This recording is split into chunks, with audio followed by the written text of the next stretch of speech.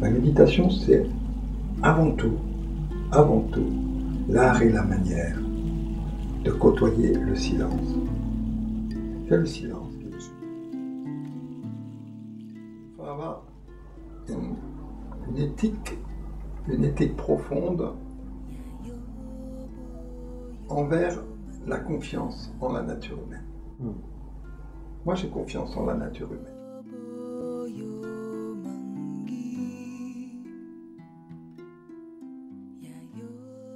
Alors, merci Dany d'avoir accepté cette rencontre informelle qui nous permet un petit peu de débattre. Est-ce que tu pourrais préciser justement par rapport à... En tout cas, il me semble que ce serait intéressant de savoir par rapport à toutes les méditations qui peuvent exister, ce serait quoi un petit peu... Qu'est-ce qu'installe vraiment spécifiquement la pleine présence Oui, c'est une question importante, mais elle est délicate à répondre parce que il ne faudrait pas aller dans le jeu de la comparaison. Je pense que toutes les méditations, quelles qu'elles soient, sont très importantes pour la connaissance de soi, pour aller vers l'accomplissement de soi, pour même développer ses compétences cognitives, intellectuelles, pour même améliorer ses états de santé physique, psychique, émotionnel, pour mieux contrôler ses émotions, son affect. Là-dessus, il y a eu effectivement des preuves scientifiques qui ont démontré que la méditation avait son importance, et sur le plan cognitif, et sur le plan de la santé, et même sur le plan scolaire, quoi, la performance scolaire. Là. Donc ça, c'est très important. Maintenant, donc, celle qui est la plus connue, c'est la méditation pleine conscience. Je peux dire que la méditation pleine présence utilise les grands concepts de la méditation pleine conscience lorsqu'il s'agit d'activer la cognition, lorsqu'il s'agit d'optimiser les ressources attentionnelles, lorsqu'il s'agit d'étendre son champ de conscience. On retrouve les mêmes principes, les mêmes phénomènes. Comment être présent, comment être conscient de ceci, comment être conscient de cela, comment être conscient de la pensée, comment être conscient de ce que je suis en train de faire, comment être conscient de mon état psychique, de mon état émotionnel, et comment est-ce que je peux avoir un contrôle sur ces choses-là à travers une maîtrise mentale, une maîtrise psychique. Là, on pose la question différemment. On n'est pas nécessairement, on ne va pas se limiter essentiellement, nécessairement à prendre conscience, mais plutôt comment être présent à ce que nous faisons, comment être présent à notre pensée, comment être présent à ce que nous ressentons à l'intérieur de nous-mêmes. C'est différent que de se poser la question comment être conscient. Il y a là un facteur relationnel qu'on ne retrouve pas systématiquement dans la tâche de devenir conscient. Donc oui, la méditation permet d'étendre son champ de conscience, permet des prises de conscience de façon à ce que l'on puisse avoir une action sur nos attitudes, sur nos comportements, sur nos façons d'être. Mais nous, on soigne la relation. Autant la conscience m'apparaît être une fonction, autant la pleine présence m'apparaît être une relation, une qualité relationnelle.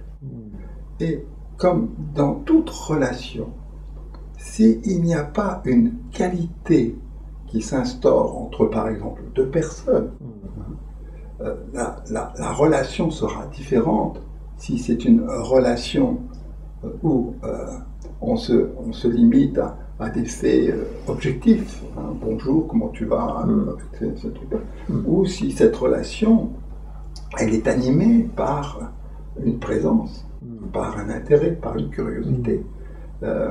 Et donc, la méditation pleine présence, vraiment, dans le premier niveau de compréhension, c'est bien sûr développer des compétences de prise de conscience, mais c'est surtout développer un mode relationnel de grande qualité qui fait que la rencontre, elle devient enrichissante pour les deux protagonistes de la relation. Mais dans la méditation, avant d'exercer la relation avec autrui, avec le monde, avec même le plus grand que soi, eh bien, il faut apprendre à créer une bonne relation avec soi-même. Et donc, la méditation pleine présence apprend en premier de soigner une présence à soi-même avec une qualité de bienveillance, une qualité relationnelle qui fait que on entre en relation avec sa vie intime. Et une fois que on a développé cette relation de présence de soi à soi, naturellement, la relation à autrui va s'améliorer, va devenir plus riche.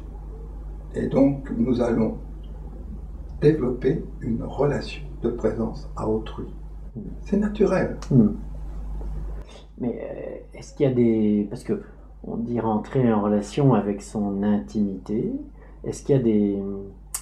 J'allais dire des outils, mais c'est pas vraiment des outils. De quoi on sert pour spécifiquement, finalement, dans la pleine présence, pour établir cette relation avec son intimité, qui est peut-être d'une autre nature ou plus profonde que ce qu'on peut avoir habituellement?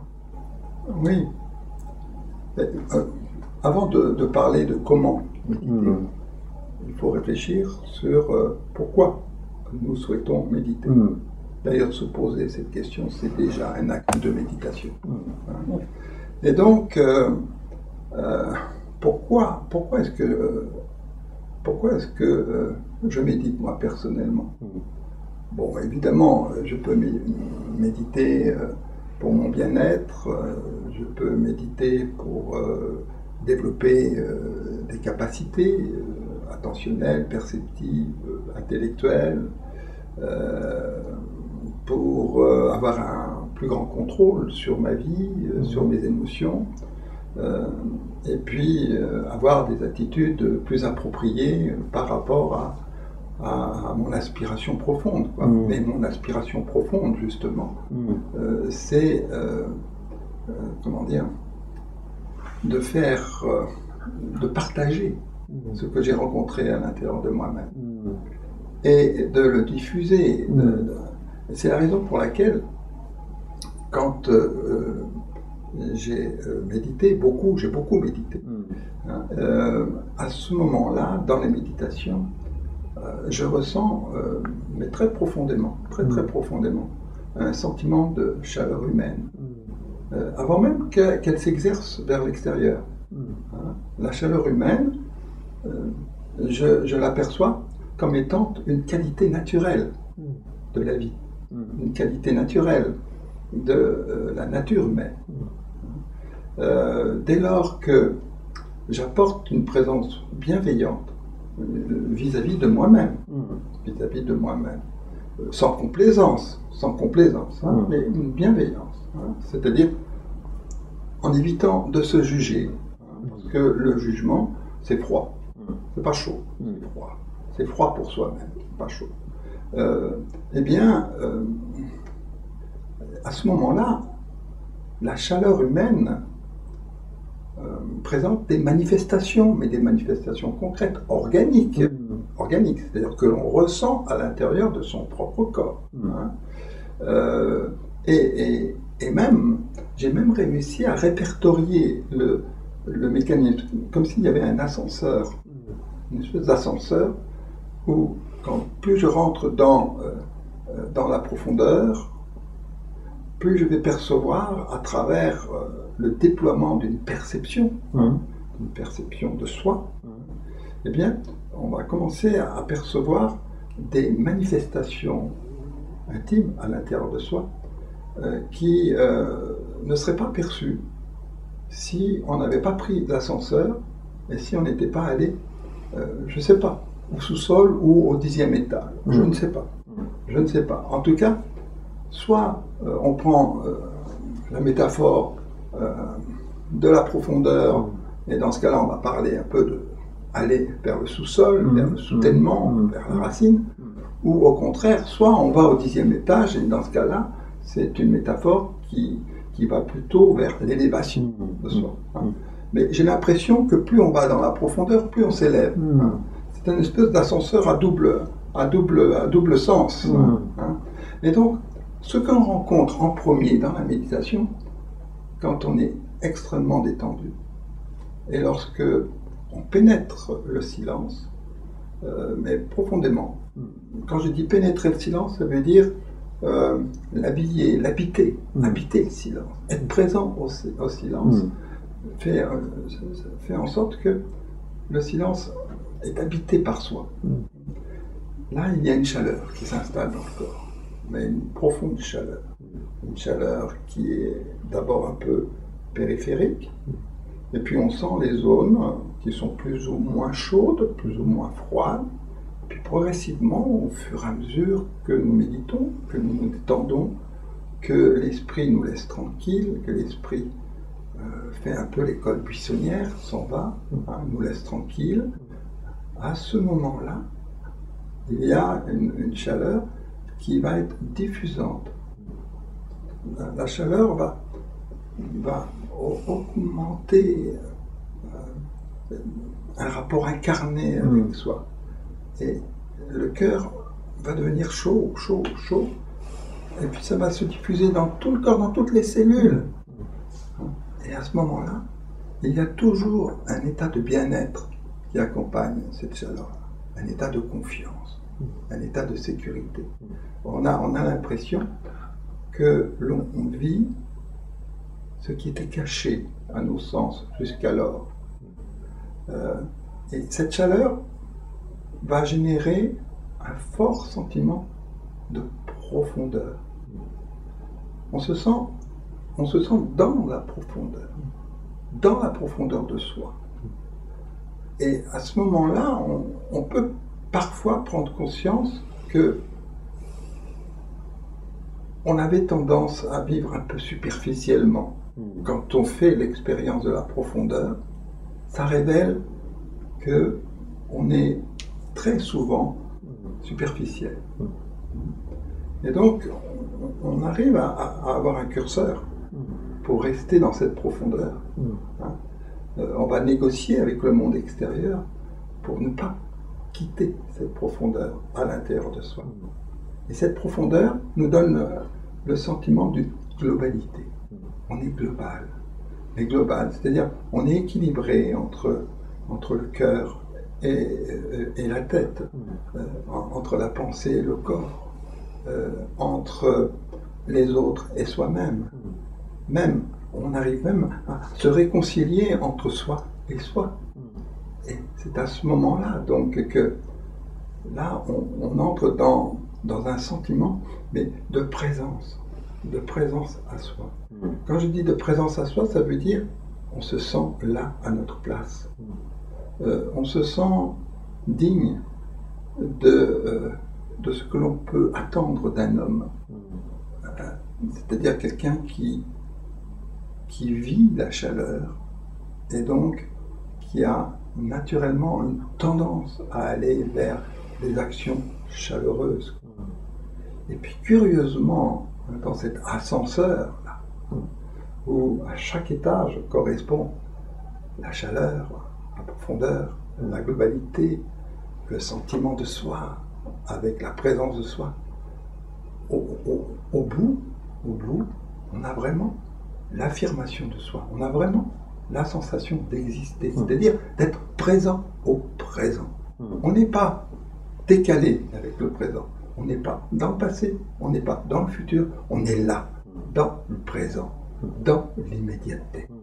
Et il n'y a rien de plus vivant que ce qui se donne dans l'immédiateté. Et quand on est dans l'immédiateté, tout se met en mouvement. Il n'y a rien de fixe. L'immédiateté n'est pas fixe, sinon la temporalité s'arrêterait. On ne peut pas sortir de l'immédiateté. Il n'y a aucun homme qui peut sortir de l'immédiateté. Tout n'est qu'immédiateté. Le passé n'est qu'une succession d'immédiateté. Et le futur, ça sera aussi une succession d'immédiateté. Mais que l'on soit dans le futur ou que l'on soit dans le passé, on est toujours accroché à l'immédiateté. Et l'immédiateté bouge en permanence, en permanence. C'est ça la vie. Le mouvement, c'est la vie. Et donc, dans la méditation, ce qui fait notre spécificité, c'est la présence d'un mouvement à l'intérieur de nous que nous percevons. C'est un mouvement très lent, très incarné dans notre matière. Et au moment où on prend conscience, on prend acte en conscience de la présence, parce qu'il s'agit d'une présence, de la présence du mouvement interne à l'intérieur de notre corps, à ce moment-là, on ressent ce qui est propre à la chaleur de la nature humaine. Et avant d'exprimer cette chaleur avec ses compagnons de vie, la chaleur avec autrui, avec le monde, eh bien il faut, et ça c'est un des principes de la méditation pleine présence, il faut d'abord et avant tout rencontrer la chaleur de la nature humaine pour l'exporter, le partager avec les hommes. Et donc, ce qui me porte, c'est-à-dire le pourquoi est-ce que je médite et pas le comment est-ce que je médite, qui est important, que l'on va voir. C'est d'abord le pourquoi. Le pourquoi, c'est d'essayer de me montrer digne de l'idée que j'ai de l'élévation de l'homme. Je pense que l'homme est meilleur que ce qu'il nous donne à voir dans cette société.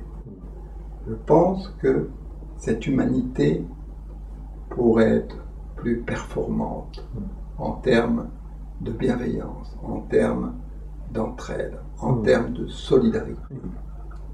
Et donc, la chaleur humaine, elle est au centre de la pleine présence. La méditation pleine présence, de mon point de vue, est une action que l'on mène pour s'élever et pour se montrer à la hauteur de notre nature, de la nature humaine, qui est celle de l'altérité, qui est celle de la compassion, qui est celle de la bienveillance, qui est celle de la chaleur humaine.